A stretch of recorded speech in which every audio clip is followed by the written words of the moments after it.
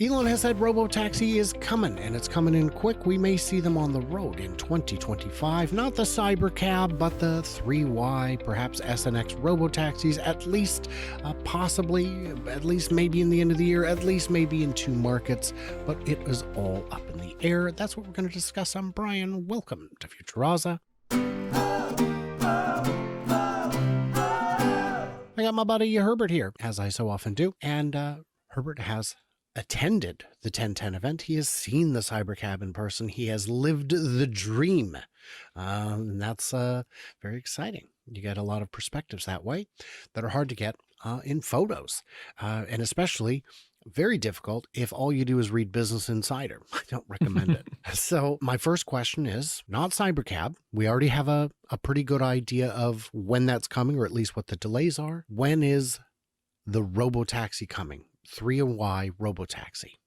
What do you think? All right. Yeah. So I think the bit of news that seemed to have that people haven't really focused on, that I personally even just kind of realized just 2 days ago, was that they said that Tesla has been testing the Robotaxi platform, the app, and actual employees of Tesla using it for a year.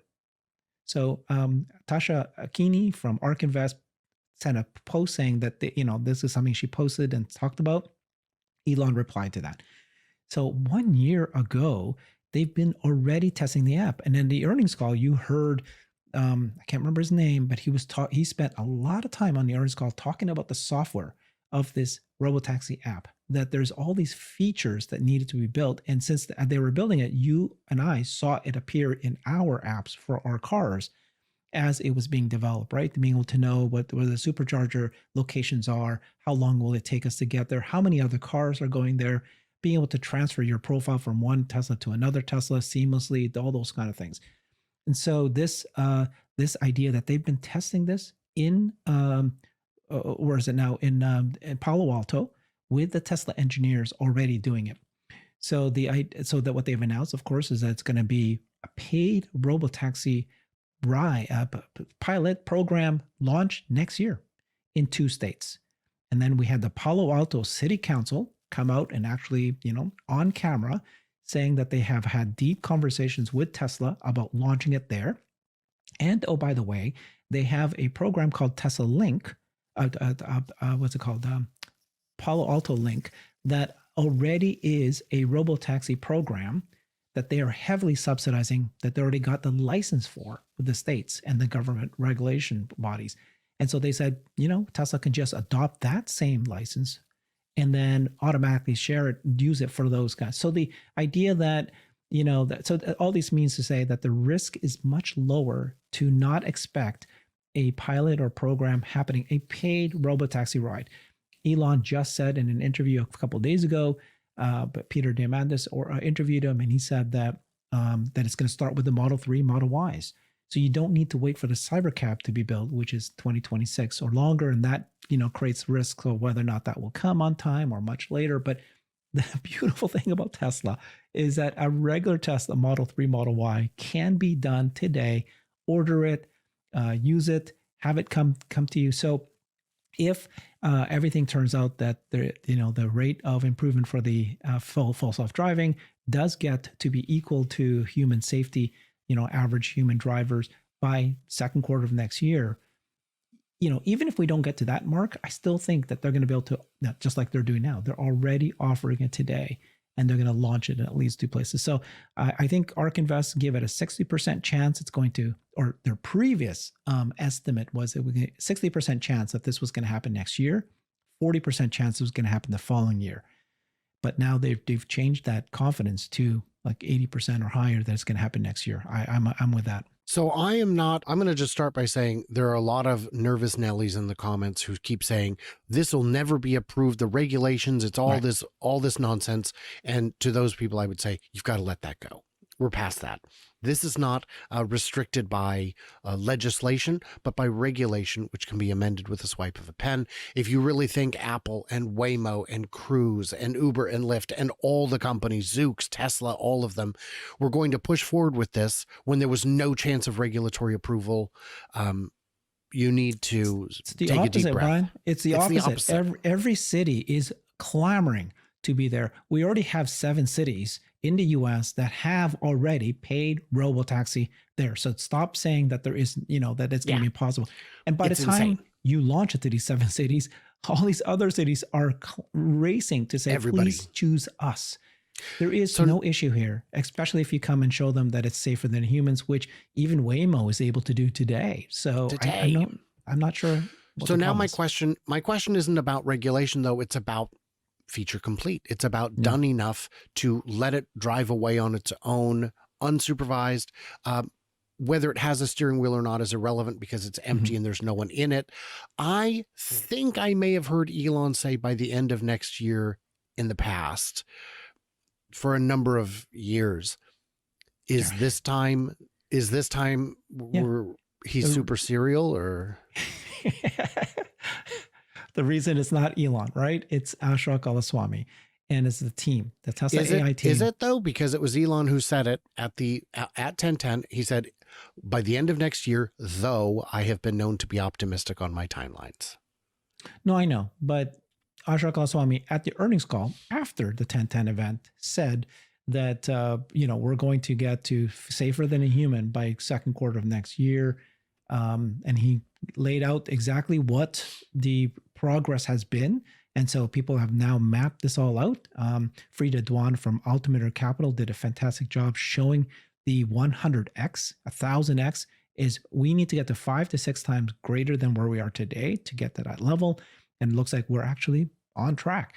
So do I feel confident that they're going to get there? No, yes. The second thing is that feature complete, or hold on, there's 2 things we're talking about, right? Safer than a human in all cases, all cases. In any scenario, you're talking a rural road or you're talking, if you just pick the co-CEO Waymo said, we chose the cities that we chose to start our service because they're grid cities.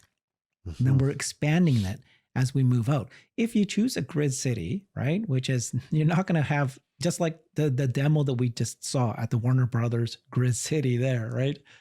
It's mapped, it's figured out already. It knows where it can go, where it can't go.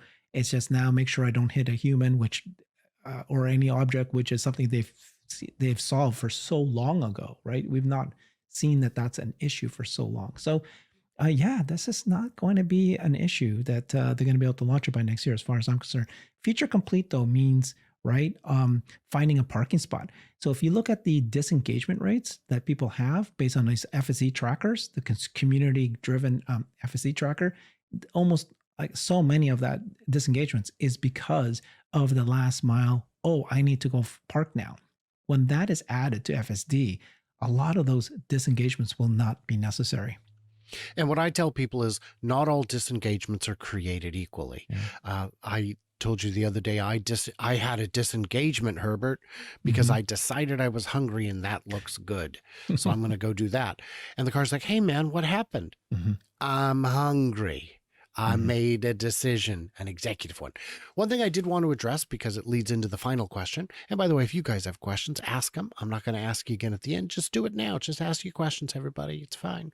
The question I have is, a lot of people keep having this misconception that the 25 cents a mile that Elon stated is the customer price. And I'm saying, no. It is the owner operator's price. It is my cost, not the price, not the retail price.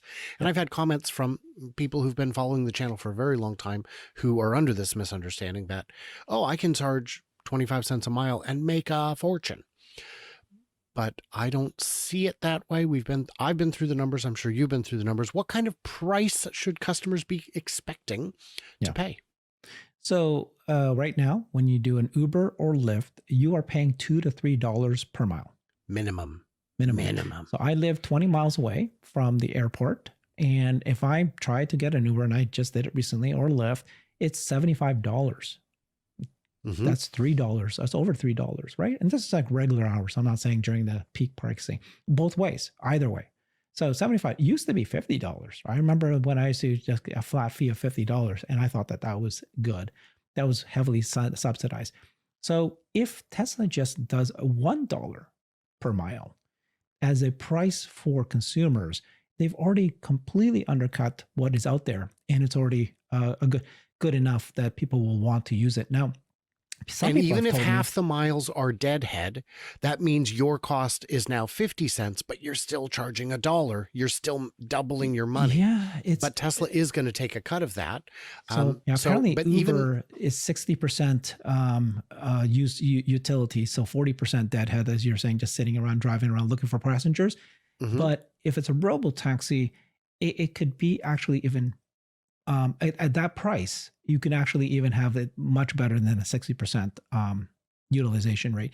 And then the other thing is a dollar. So some people were saying this, that you can't launch a 20-cent offering right away.